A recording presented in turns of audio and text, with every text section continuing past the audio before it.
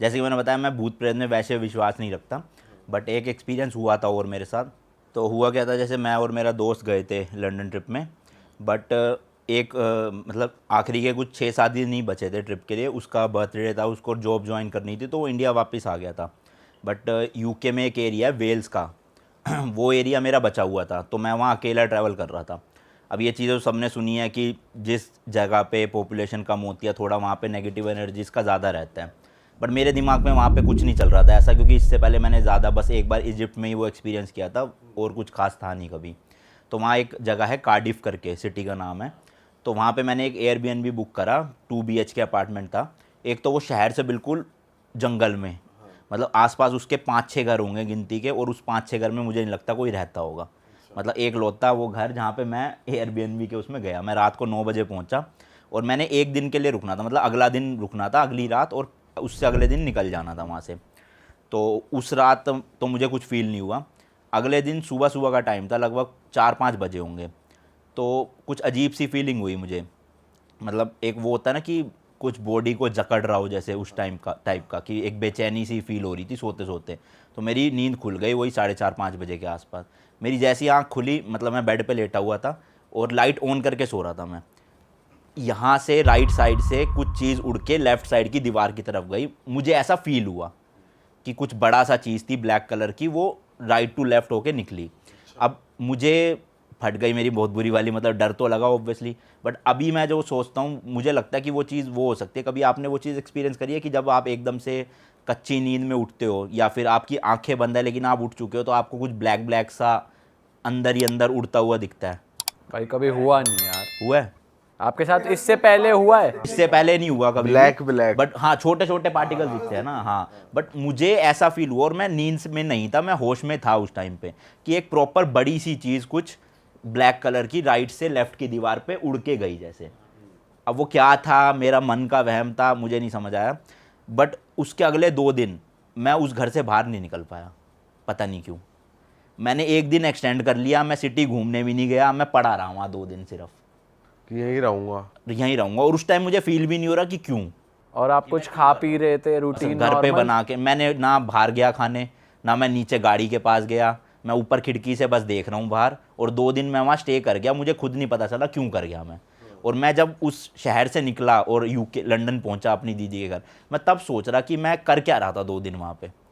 मतलब मुझे तो ना वहाँ रुकना था, मैं तो बस एक दिन घूमने आया था, और वो भी नहीं घूमा मैं सिटी में। और एक दिन एक्सटेंड भी करवा दिया। मैंने बकायदा ओनर को मैसेज किया कि मैं एक दिन और रुक रहा हूँ, एक्स्ट्रा पैसे भी दिए उस चीज़ के, पता नहीं क्यों दिए, मेरा दिमाग में क्या चल मतलब रहा था अपने होश में नहीं दिया, ऐसा पता कह नहीं। रहे हो हाँ, आप? ये मुझे बाद में फील हुआ कि मैंने करा क्यों, ये करा तो सही बट क्यों करा। बट जिस टाइम आप जैसे खाना बना रहे हो, खा रहे हो, अवेयर थे डर आप लग कि रहा हाँ? था मुझे, पता नहीं क्यों, बहुत डर लग रहा था।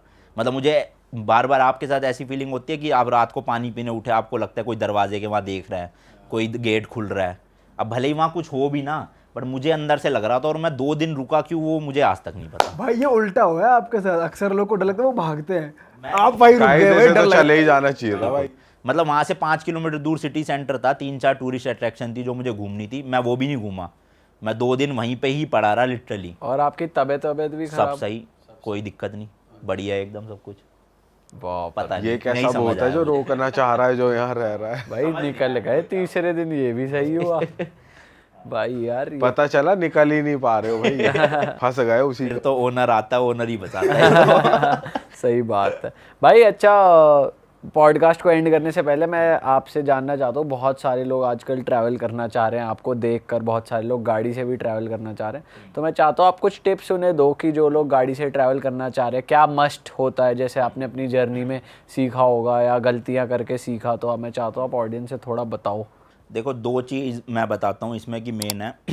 सबसे पहले तो मैंने अपने चैनल पे इंडियन बैकपैकर में सब कुछ एक एक सीरीज़ बना रखी है। मतलब 100 दिन ट्रैवल किया तो 110 वीडियोस मिल जाएगी, जिसमें वीज़ा भी है, गाड़ी भी है, डॉक्यूमेंट्स भी है, सब कुछ बताए हुए डिटेल में। मतलब मेरा कंटेंट वो नहीं है कि मेरी लाइफ में क्या चल रहा है मैं वो दिखा रहा हूँ। मैं इन्फॉर्मेटिव कंटेंट बनाता हूँ कि आपको इस कंट्री से इस कंट्री जाना है तो क्या क्या लिमिटेशंस है, क्या क्या आपको प्रोसीजर फॉलो करना है, तो वो चैनल पे तो मिल ही जाएगा। बट शॉर्ट में 2 टिप्स देना चाहता हूँ। सबसे पहला तो जो सबसे मेन टास्क होता है वो होता है वीज़ाज़ की डेट मैच करना।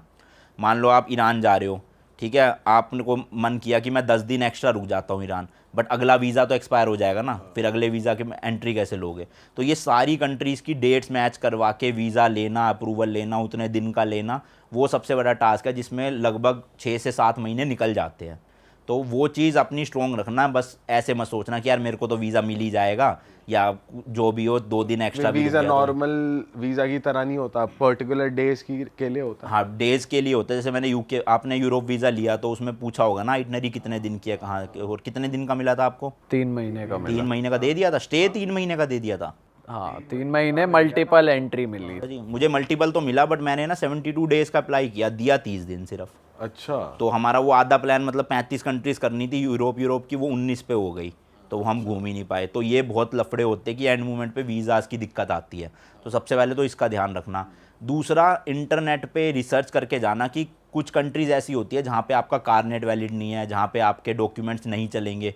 जैसे चाइना है, अब मान लो आपको नहीं पता, वहाँ पे गाइड की ज़रूरत है, आप तो मुँह उठा के चले जाओगे चाइना बॉर्डर पे, वो भगा देंगे आपको कि वो तो कहेंगे 1 महीने पहले अपनी गाइड की बुकिंग करनी पड़ती है, डॉक्यूमेंट्स बनते हैं तब जाना होता है। अब जिस टाइम पे मुझे जाना था उस टाइम पे यूट्यूब पे कोई इन्फॉर्मेशन अवेलेबल ही नहीं थी, तो मैंने तो क्वेरा पे गूगल पे ही दूसरे ट्रैवलर्स के एक्सपीरियंसेस पढ़ पढ़ के 1 साल रिसर्च करके तब पूरा प्लान करा। बट अगर अब कोई इंडिया टू लंदन जाना चाहता है या इंडिया टू ऑस्ट्रेलिया जाना चाहता है, अगर वो मेरी वीडियोज़ देख लेता है तो मतलब एक इन्फॉर्मेशन ऐसी नहीं है जो छूट जाएगी उससे, तो सब कुछ उसको यूट्यूब पे मिल जाएगा। तो प्रॉपर हाईवे बना हुआ है या फिर कैसे, मतलब क्या, कैसा स्ट्रक्चर कैसा है? डिपेंड करता है कंट्री टू कंट्री। जैसे ईरान में कई जगह पहाड़ी इलाके भी थे, कई जगह रेगिस्तान थे दूर दूर तक, और मेजोरिटी जो यूरोप था उसमें सारी जगह हाईवेज ही थे बढ़िया, 3 लेन 4 लेन 5 लेन ऐसे हाईवेज ही बने तो हुए आपको बीच में से रोका है रास्ते में कि भाई चेकिंग वेकिंग थे। कराओ? हाँ, ईरान में रोका था, हम ओवर स्पीड कर रहे थे तो पुलिस वालों ने रोक लिया साइड में, तो वही चालान काट रहे थे वो इंडिया के 2000 रुपये। तो हमारा इंडिया में भी थोड़ी सी आदत है ना कि सर देख लो जो बन जाए, तो हमने वैसे ही वहाँ ट्राई किया, तो वो उसे पता चला कि इंडियन है, तो उसने कहा कि चलो कुछ भी दे दो, आप सोविनियर दे दो ऐसा। तो हमने इंडिया का 10 रुपये का नोट था वो दे दिया, उन्होंने छोड़ दिया, अरे तो मतलब चालान नहीं काटा। ये बढ़िया है, उसे मालूम था उसकी बारी 10 रुपए। हाँ, मतलब वो पैसे नहीं मांग रहा था बाद में, वो कह रहा कुछ भी सोविनियर दे दो, सिक्का हो कुछ भी अपनी कंट्री का या दूसरी कंट्री वो का, कह रहा भेंट दे बस दो वैसे मुझे ही दे कोई। दो। हाँ, तो अच्छे थे पुलिस वाले का। भाई ऐसी कोई कंट्री बताओ, सिंस आपने इतनी कंट्रीज ट्रैवल कर लिया गाड़ी के साथ, ऐसी कोई कंट्री बताओ जो आप बोलोगे यार यहाँ पे तो तुम्हें बाय रोड ट्रैवल करना ही चाहिए, फ्लाइट से मत जाओ, ये तो मैं रिकमेंड करता ही करता हूँ अपनी ऑडियंस को। टर्की एक तो, और स्विट्ज़रलैंड हमारे पास थोड़ा वीज़ा की दिक्कत थी तो हम ज़्यादा ट्रैवल कर नहीं पाए, बट एक्चुअल में जो इंटरलाकन वाला एरिया है वो वाला, वहाँ पे अगर आप बाय रोड करते हो तो बेस्ट है वो। मतलब अगर आप जा रहे हो यूरोप में स्विट्ज़रलैंड, तो आप या तो बाय रोड करो या वहाँ की जो ट्रेन्स है उसमें ट्रैवल करो। मतलब पब्लिक ट्रांसपोर्ट इसके अलावा करोगे उतना मज़ा नहीं आएगा, ड्राइविंग का बहुत मज़ा आता है स्विट्ज़रलैंड में। और बाकी टर्की में हम कैपेडोकिया साइड से एंटर किए थे ऊपर वाले एरिया से, तो वो एरिया बहुत सुंदर है। मतलब आपने देखा होगा फोटो वीडियोस में हॉट एयर बलून उड़ते हैं जहाँ पे, तो वो मतलब वहाँ पे अजीबोगरीब से स्ट्रक्चर्स बने हुए हैं पहाड़ों के कटे हुए, तो वो ड्राइव करने का अलग ही मज़ा आता है। अच्छा, बाकी ईरान में गर्मी बहुत थी, मतलब उस टाइम हम जब गए थे 48-49 डिग्री था, और डीजल हाईवे पे ही ख़त्म हुआ तो गाड़ी भी नहीं ऑन हो रही थी, और 48 में हम हाथ दे रहे ट्रक वालों को, फिर वहाँ रोक ही लिया था उन्होंने और दे दिया था, ऐसी दिक्कत नहीं। अरे वाह, आपने ये वीडियो यहाँ तक देख ली भाई, तुमने हमारी मेहनत सफल कर दिया, तुम ही लोग हो असली रियल हिट। और अगर आपको बहुत मज़ा आ रहा है ऐसी क्लिप्स में, ऐसी वीडियोस में, तो फटाफट जाइए प्लेलिस्ट पे बिंज वॉच कीजिए, सारी वीडियोस देख डालो और मौज काटो। दैट इज इट, हम मिलेंगे नए पॉडकास्ट में नए क्लिप में। Till then bye bye, see you, take care, do subscribe.